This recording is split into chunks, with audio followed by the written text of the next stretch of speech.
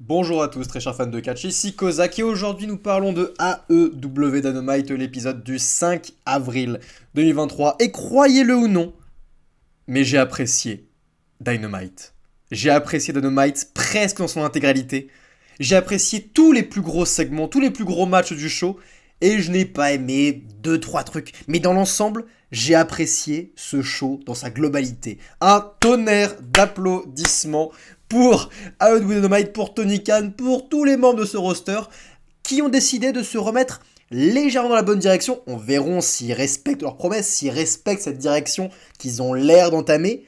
Mais du moins, on s'y dirige et beaucoup de choses ont été rétablies dans le bon sens.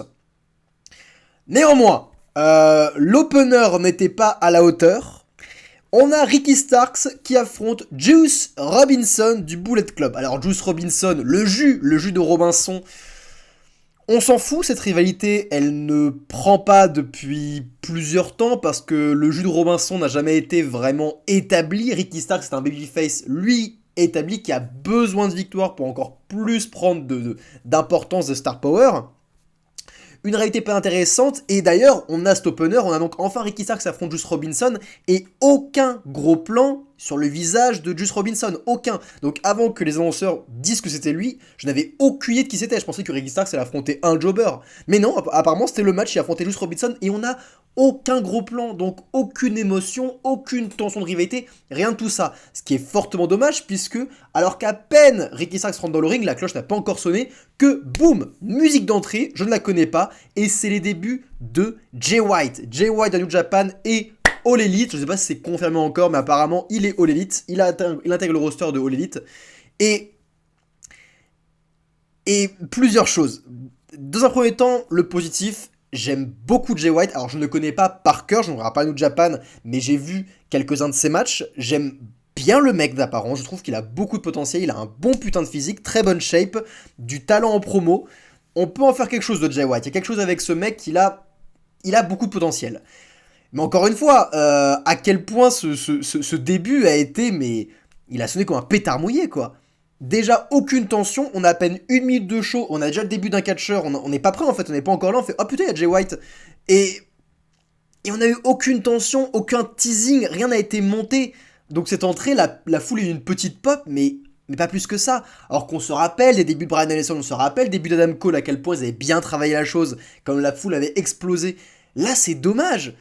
Un putain de début d'un nom quand même assez important de l'univers catchesque, enfin l'univers catchesque un peu spécifique aux côtés des marques, mais quand même, je veux dire, tout le public d'AEW connaît Jay White, hein, ils se branchent sur New Japan, donc croyez-moi qu'ils connaissent Jay White, donc ils auraient pu mieux teaser ce début, qui là sonne un peu comme un pétard mouillé, c'est un peu dommage. Mais bref, je suis quand même impatient de voir la suite pour Jay White. Du coup, on n'a même pas de match. Hein. Jay White arrive pour directement attaquer Ricky Starks. Et la foule applaudit. La foule applaudit. Parce que ce sont des marques, parce qu'ils sont contents de voir Jay White, ils sont contents de voir, de voir des heels tabasser un babyface. Là où j'étais un peu... Je trouvais ça dommage aussi, c'est que malheureusement, Jay White et Juice Robinson n'ont fait aucun effort pour baisser les applaudissements de la foule. Ce sont des heels, ils agressent un babyface qui est quand même très apprécié de la foule. Bien sûr qu'ils vont se faire applaudir, ce sont des marques qui sont contents de voir Jay White. Mais il faut que eux derrière quand même s'ils vont pas forcément avoir des huées, parce qu'encore une fois c'est très compliqué avec ce public, mais ils ont même pas essayé d'abaisser un peu les applaudissements. Ils ont même pas cherché dans leur mimique, dans leur faciès, dans leur agression, de s'établir véritablement comme des heels qui méritent d'être hués. Ils ont fait, je trouve, le strict minimum, c'est dommage. Donc, attention pour la suite. Il reste des heals. Un heal doit se faire huer, c'est la base. Un heal et un babyface doivent matcher ensemble. La foule doit chanter pour le babyface, sinon pas chanter pour le heal. Donc il doit faire des efforts à ce niveau-là. Cela étant dit, hâte de voir la suite pour Jay White. Encore une fois, bon talent, un début un peu dommage, un peu gâché, je le trouve un peu raté. Mais en tout cas, Ricky Starks a enfin un vrai adversaire. Après, on peut s'interroger sur est-ce qu'il faut vraiment faire Ricky Starks face à Jay White? Est-ce qu'il faudrait pas les éloigner un petit peu? Parce que Ricky Starks a besoin de victoire actuellement. Jay White, il vient d'arriver, il doit gagner aussi. C'est peut-être pas la meilleure rivalité à faire pour commencer. Donc on verra où ils vont, mais je pense pas que ce soit une bonne direction pour le coup. Mais suivant, nous avons un match en trio, je crois que c'était pour les ceintures par équipe. La House of Black affronte l'attardé à poche, Orange Cassidy et les meilleurs amis, les best friends, Chuck Taylor et Trent, les wannabe catchers. Avant qu'on parle de ce match, parlons de ce que je pense de tous les participants, tous les catcheurs de ce foutoir. J'exagère, c'était pas tant un foutoir que ça, mais bref. Malakai Black, immense talent, assez unique, mauvaise promo mais beaucoup de potentiel. Buddy Matthews, une shape de bâtard, une shape de fou furieux, le mec devrait être beaucoup plus haut dans la carte, le mec devrait être vraiment mis over. Brody King, un monstre. Encore une fois, c'est un groupe qui fonctionne, même si je pense qu'il tirerait un peu plus s'ils étaient séparés. Mais bref, ce n'est pas grave. En tout cas, les trois, je les aime bien, je les apprécie, ils ont tous beaucoup de potentiel. Mais en phase 2, c'est une blague. Je vais pas reparler d'Orange Cassidy, si vous me suivez, vous savez ce que j'en pense, c'est une insulte au business, ce mec. Chuck Taylor, mais regardez la shape de ce mec. À quel moment vous pouvez me faire croire que Chuck Taylor a la moindre chance contre n'importe quel des membres de la House of Black? Il en a aucune. Le mec, il est pas en shape. Le mec, il ressemble à rien. Le mec, on dirait qu'il a pas de cardio. Enfin, c'est juste pas possible. Et Trent, c'est le seul qui a un bon physique, mais malheureusement, il s'entoure d'un attardé et d'un mec à pas de shape. Il pourra jamais être mis over avec ces mecs-là à côté de lui. Cela étant dit, je ne peux donc pas croire que les best friends et qu'Orange Cassidy ne se fassent pas détruire par la House of Black.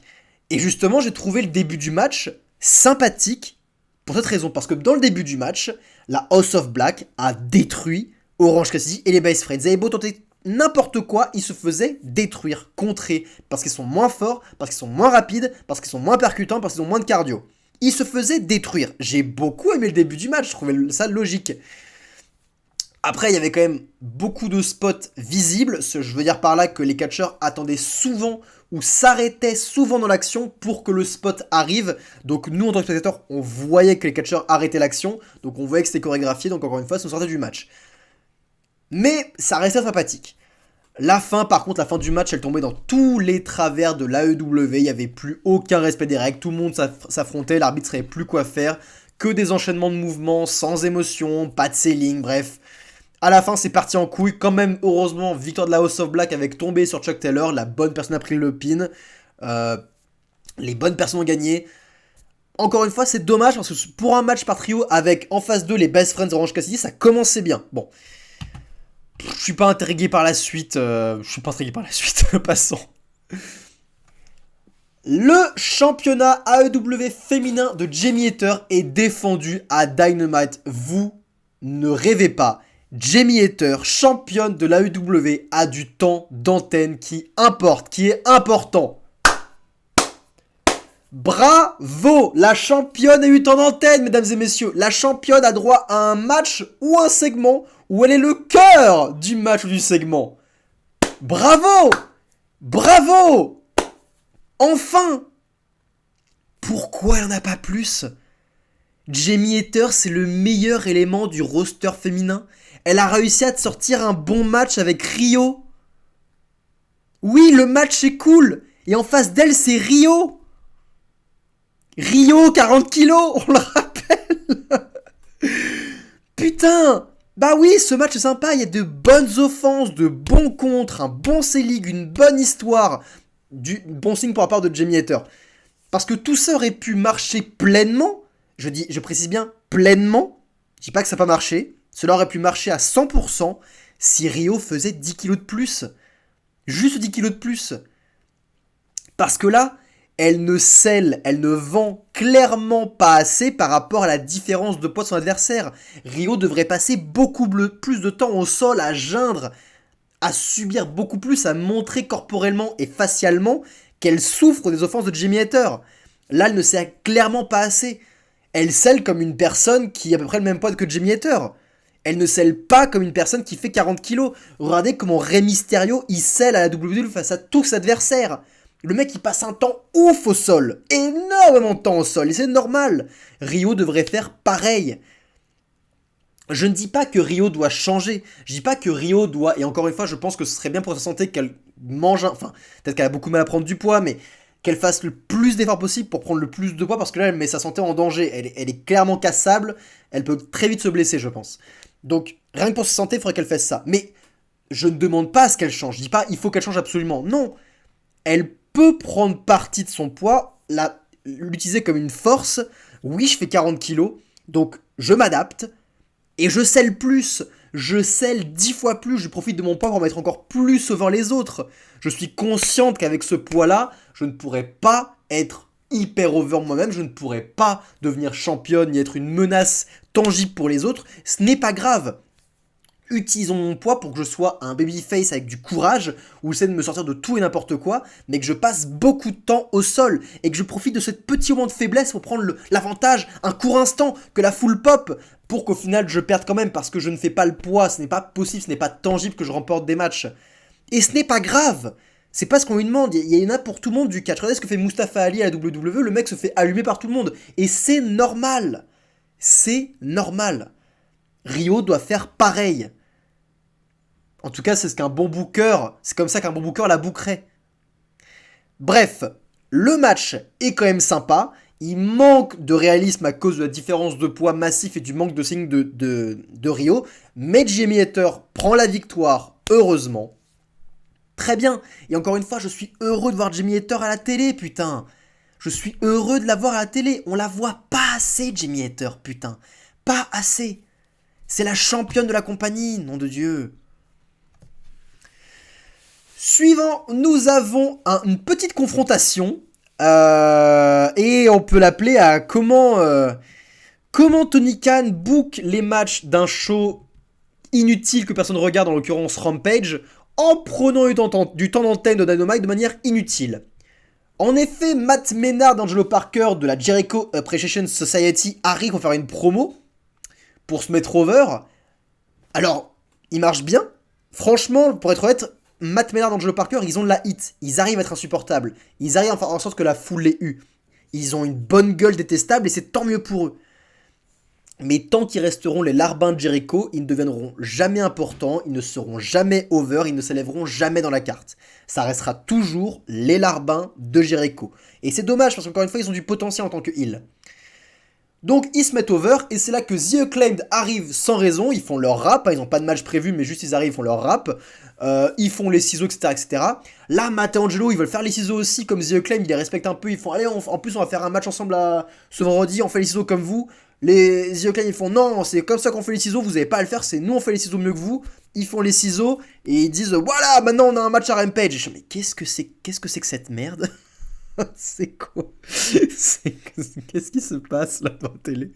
C'est tout ce foutoir pour justifier un pauvre match à Rampage que personne ne regardera?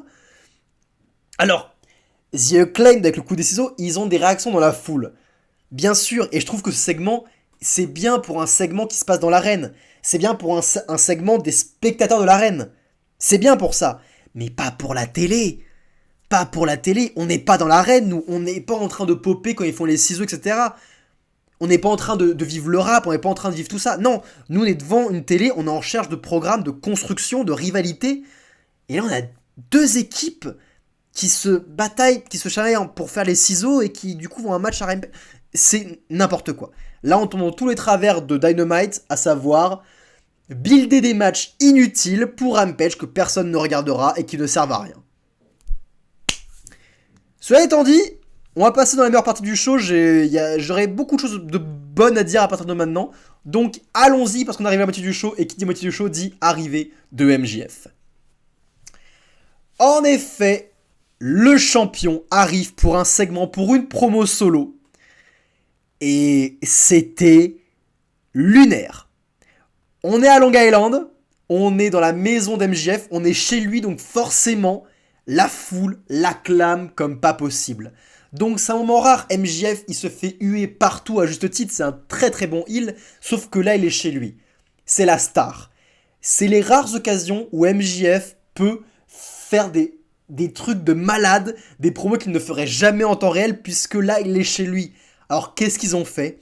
Le mec, il a convoqué un putain de groupe de jazz, et il a commencé à reprendre des chansons en chantant avec le groupe de jazz, à foutre le feu dans la foule clapait, et ce mec, en plus d'être un bon catcheur, en plus d'être le meilleur talent de la EW, en plus d'être le meilleur heel de la putain de terre en ce moment même avec Roman Reigns, le mec il chante bien.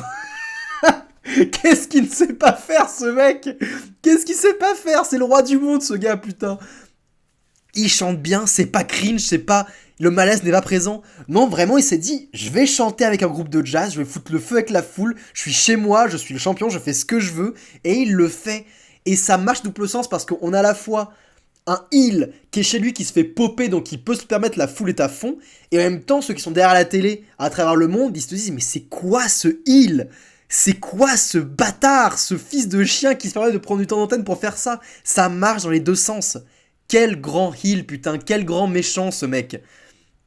Donc, il s'en bat les couilles, moi j'ai explosé de rire. Je suis en mode, mais le mec il est lunaire, quoi, il est au-dessus du monde, il en profite. Euh, Dans le ring, il y a un mec, alors je crois que c'est un politique qui est important pour Long Island, qui clairement n'est pas trop aimé vu que la hit qui se prenait. Et ce mec lui donne la clé de la ville, une clé énorme hein, parce que MJF mérite une clé à la taille de son envergure, donc la clé elle est gigantesque, bien sûr la clé de la ville. Et MJF, acclamé par la foule, il va en profiter pour raconter une histoire de sa prof à l'époque quand il était à l'école, qui l'humiliait publiquement parce que MJF avait des troubles de la concentration, il avait le ADD, trouble de la concentration chez nous, donc il avait du mal à se concentrer en école, et sa prof clairement l'humiliait à l'école, et disait aux autres élèves, vous voyez, c'est exactement ça qu'il ne faut pas faire, devenez pas comme Max. Et il disait aussi publiquement, tu veux devenir catcheur, et ben crois-moi, tu t'arriveras jamais à devenir ça, il y a de très faibles chances que tu y arrives. Et clairement, il lui a adressé un gros message en mode, bah tu vois, si j'ai réussi. Et message de Babyface, il est en mode, je m'adresse à tous les enfants parce que je m'adresse pas aux adultes, hein, juste les enfants, avant que vous ayez des gros porcs, croyez en vos rêves, en bossant, vous y arriverez. Le mec, il peut se permettre de faire ce genre de pro parce qu'il est chez lui encore une fois, et il s'est fait acclamer comme pas possible. Aux commentaires, vraiment, ils sont en mode, c'est une blague ce qui se passe. À la fin, MJF, il reveut un concert, il reveut pousser la chansonnette. Sauf qu'on a Jack Perry, Jungle Boy, qui est déguisé en musicien et qui va agresser MJF dans le dos. Et Jack se prend une hit nucléaire pour attaquer MJF. Franchement, MJF, c'est le héros du peuple chez lui. C'est un truc de malade. Donc Jack Perry commence à attaquer MJF, il se prend des huées comme pas possible. MJF contre sur le dessus, la foule acclame, Jungle Boy revient, il se fait huer, MJF revient, il se fait acclamer. C'est lunaire ce qui se passe, c'est lunaire, le mec il est au-dessus du reste. Encore une fois, il fallait saisir l'opportunité d'avoir ce genre de réaction avec le plus gros heel de la compagnie. Ils l'ont saisi, c'était lunaire et terriblement fun. Si je devrais mettre une réserve, c'est quand même dommage que l'accent de cette rivalité, parce que là, clairement, on a une rivalité entre les 4 piliers, c'est ça, on va avoir ce match à Double or Nothing, les 4 piliers qui s'affrontent dans un Fatal 4-Way. C'est dommage que l'accent de la rivalité, le plus gros accent, soit mis entre MJF et Jack Perry. Je maintiens que un Fatal 4-Way, je trouve que c'est une mauvaise idée, c'est un match pour Mark, c'est un dream match de branlette pour Mark. Je maintiens que la rivalité à Double or Nothing aurait dû être Darby Allin face à MJF, clairement. Et s'il y en a un, s'ils veulent vraiment faire le Fatal 4-Way, s'il y en a un qu'il faut élever en mode c'est la rivalité la plus importante, ça devrait être Darby Allin. Et là, ils mettent le point sur Jack Perry, c'est sur eux qui mettent la pièce. Je suis pas très sûr que ce soit la meilleure idée, parce que Jack Perry fait pas le point en promo, clairement pas le poids. Bref, pour l'instant, Darby Allin c'est le plus effacé, parce que suivant, c'est Sammy Guevara qui a un peu de temps d'antenne. Sammy Guevara, en effet, affronte Commander avec un K. Commander avec un K, hein, voilà, il fait partie de ces gens-là. Il a un match contre Sammy Guevara, le but c'est de mettre Sammy Guevara en avant, mais Commander avec un K, mais c'est une calamité, hein. C'est une calamité. Ce mec, c'est un autre représentant du catch indie que je ne peux pas saquer. Le mec passe tout le temps du match à marcher sur les cordes pour faire des offenses. Il passe tout son putain de temps à agresser Sammy Guevara, pas de manière efficace, de manière spectaculaire avec des guillemets. Oui, ce qui fait que les cordes c'est exceptionnel. Ça demande un talent d'équilibriste et de gymnaste exceptionnel. Il a des talents acrobatiques de dingue ce mec, je ne dis pas le contraire. Oui, c'est un bon équilibriste. Bah putain, va faire de la gym et casse-toi du ring. Putain de merde, je veux voir du catch, je veux voir des mecs qui se foutent sur la gueule, qui veulent se battre, qui veulent gagner. Pas des shows d'équilibristes, pas des shows de gymnastes. Bats-toi pour gagner, te bats pas pour faire le show. Parce qu'un jour, ce qui va se passer, c'est que le mec, il va se planter. Un jour, parce que ce qu'il fait est extrêmement compliqué. Un jour, il va se planter. il va tomber, il va se blesser, il va peut-être ruiner sa carrière, peut-être même celle d'un autre. Et vous savez, tant qu'on est là, on va parler d'un truc qui s'est passé avec Dante Martin. Je regarde pas la Ring of Honor, j'ai pas vu le pay-per-view de la Ring of Honor, mais j'ai vu ce qui s'est passé pour Dante Martin. Et sur les dangers du catch indie stupide, sur les prises de risques inutiles. Le mec qui s'est pris un flip en pile driver sur une rangée de 2 tables, évidemment, ils se sont plantés. Évidemment, le mec, il a continué à tourner. Évidemment, le mec, il s'est cassé la jambe. Pourquoi? À quoi ça sert? Le mec, il a ruiné peut-être potentiellement sa carrière. Le seul truc qui vaut quelque chose pour Dante Martin, le seule chose qui lui donne de la crédibilité, du temps d'antenne, c'est ses capacités athlétiques. Il n'a pas de physique, il n'a pas de visage, il n'a pas de promo. Tout ce qu'il a, c'est ses capacités athlétiques. Le mec vient de se casser la jambe. Il a peut-être ruiné sa carrière. À quoi bon? Pour un spot? Pour 2 secondes où la foule va faire wouh et qu'elle va tout oublier après? À quoi ça sert? C'est la même chose pour Commander. À quoi ça sert? À rien. En tout cas, pour revenir au match, Sami, lui, fait une performance un peu plus cool. Il sait... Alors, il fait des choses exceptionnelles, mais sans en faire trop.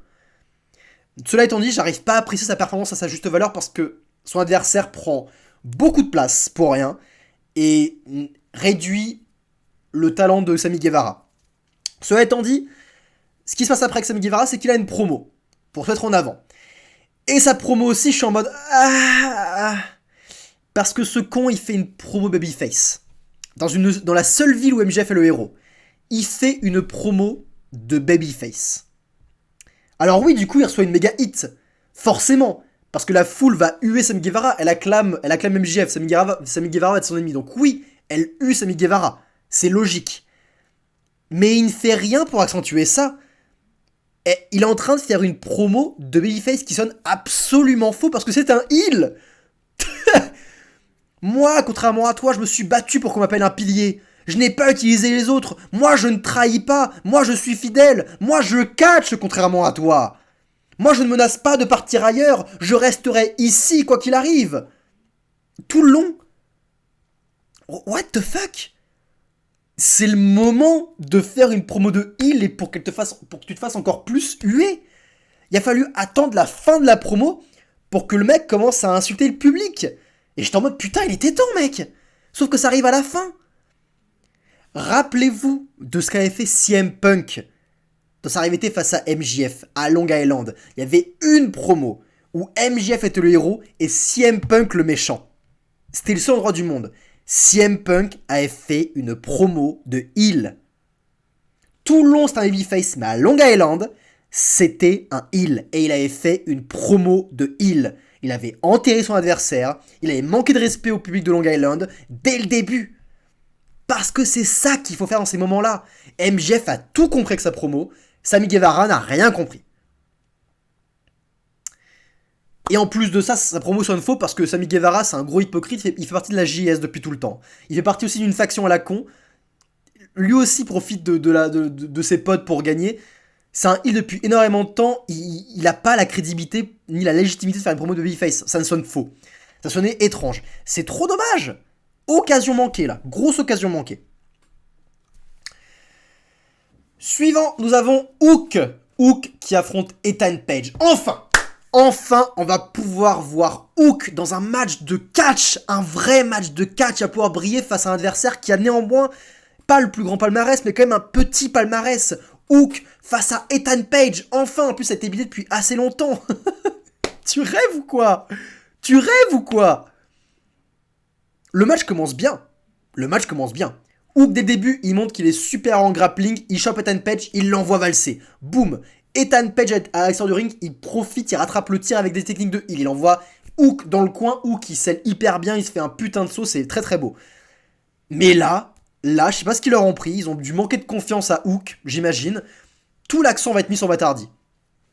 Hook, il est distrait par Issa Cassidy, qui distrait aussi l'arbitre, donc Hook, il regarde plus son adversaire. Ethan Page en profite pour pouvoir prendre la ceinture de Hook, la ceinture de FTW, pour attaquer Hook dans le dos. Mais Matt Hardy, il veut pas que Ethan Page fasse ça, il attrape la ceinture. Ethan Page, il est choqué parce que Matt Hardy, c'est son pote. Matt Hardy, il frappe Ethan Page avec la ceinture, donc il tourne de son poulain. ou qu'il le voit, il fait son slipper, victoire.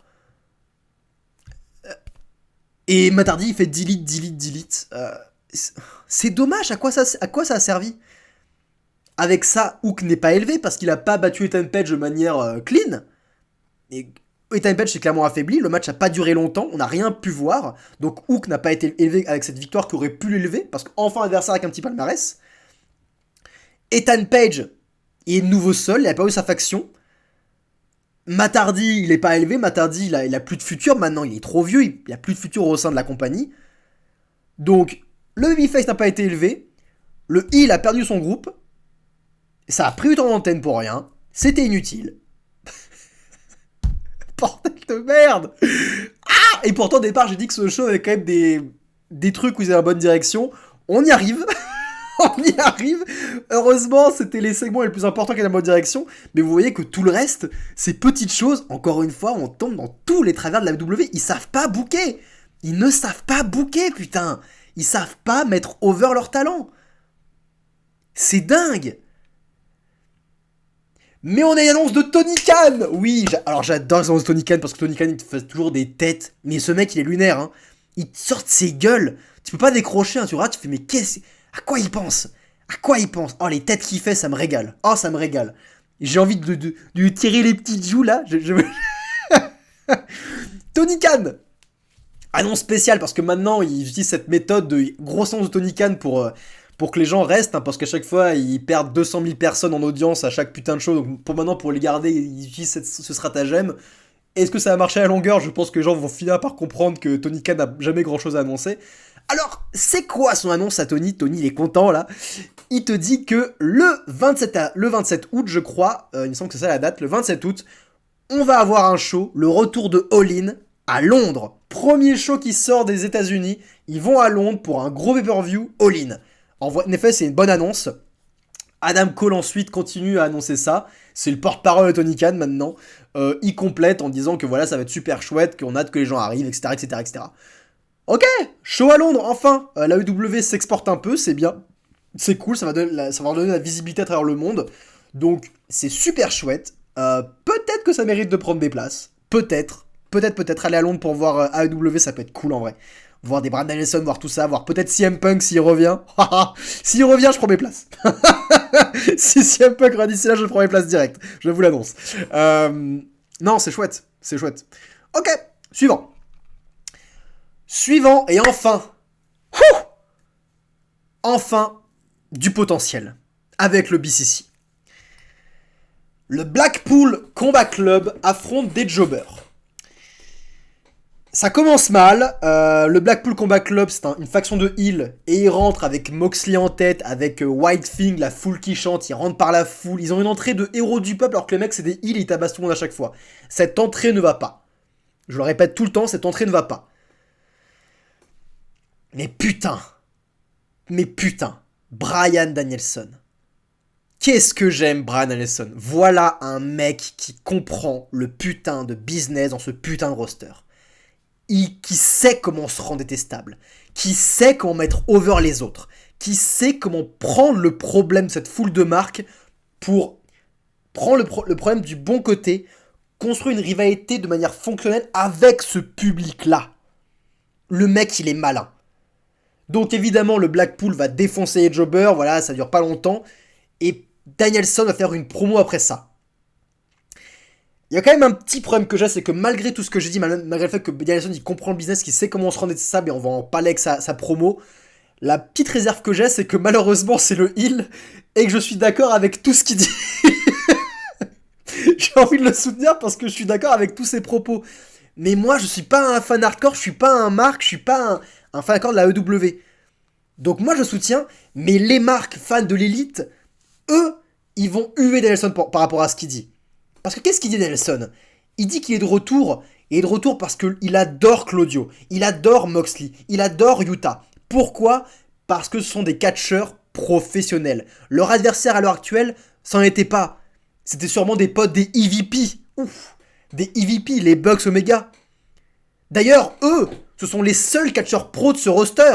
Tout le reste de la EW, ce sont des amateurs. Amateur, c'est le mot que va prononcer Nelson pendant tout le putain de long. Nous, on est des catcheurs pros, vous, vous êtes des amateurs. Et moi, je suis en mode... Bah, je suis à peu près d'accord. Je suis même entièrement d'accord avec ce qu'il dit. Je suis d'accord. Alors, oui, sans compter les MJF, sans compter FTR, mais il désigne clairement les EVP, le Steel Indie, et leurs potes face aux vrais catcheurs.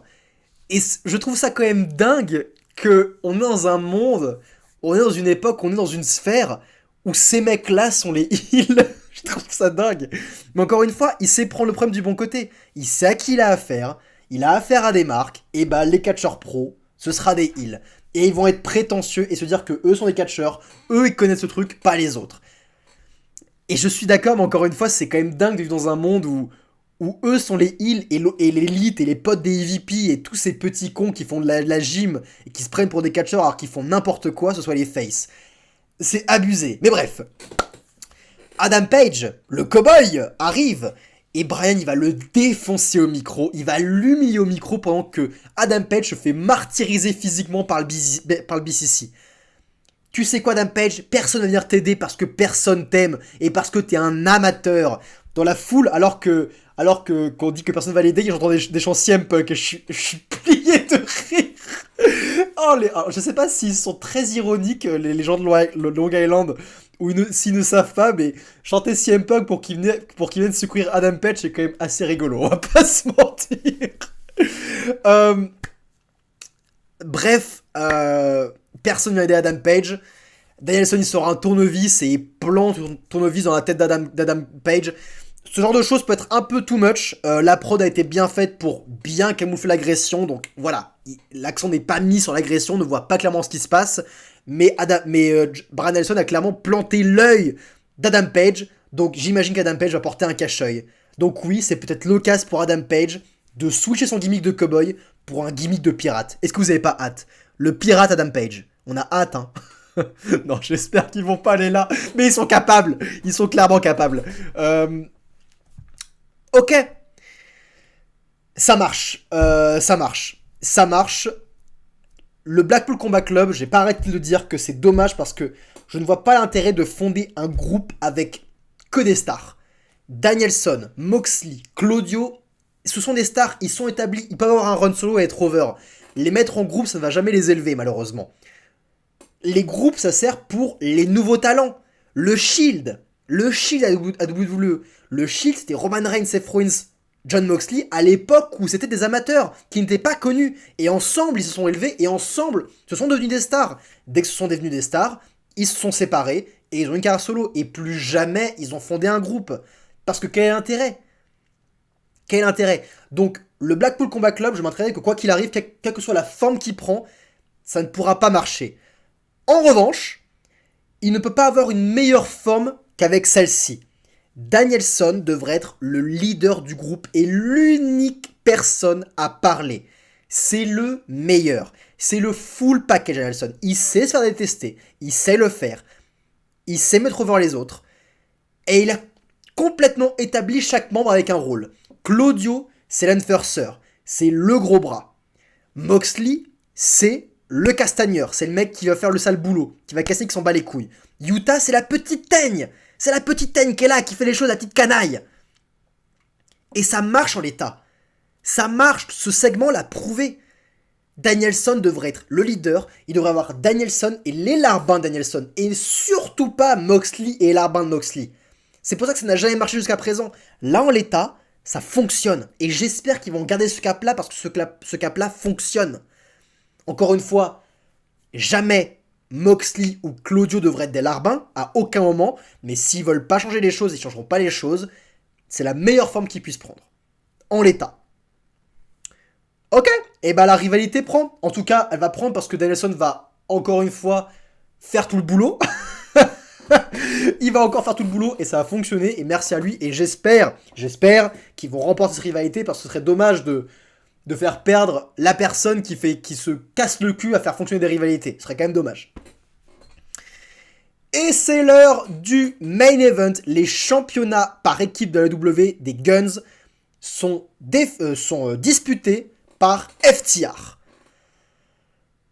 Putain, en vrai, c'était une belle carte. En vrai, ce choix, que je me rends compte, avait quand même une belle carte. J-Meter sur la carte, Danielson qui fait une promo, MJF, sa promo solo, le championnat tag team qui était défendu. Une belle carte pour la WWE et un bon main event. Et avant qu'on parle du match, parlons du résultat, parce que pas mal nous faire attendre. Enfin, putain, enfin la meilleure équipe de l'AEW est récompensée. La meilleure équipe de l'AEW est championne. Enfin! Depuis plus d'un an! Les mecs, ce sont les meilleurs du roster par équipe de loin! Ils écrasent toute la compétition en promo, sur le in-ring, dans les faciès, dans l'histoire, dans le storytelling. Ce sont les meilleurs de loin. Les voilà enfin champions. Alléluia!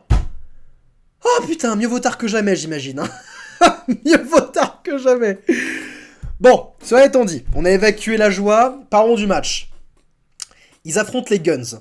Les Guns qui, je le répète encore, ils font un très bon travail de heel, même s'ils sont toujours verts. Ce sont toujours des jeunes catcheurs qui ont besoin d'apprendre beaucoup de choses. Ils ont été mis sur le devant de la scène en tant que champions un peu trop tôt. Un peu trop tôt. Ils font du très bon travail, ils bossent, ils ont énormément de potentiel, ce match l'approuve encore une fois, mais ils sont encore trop verts.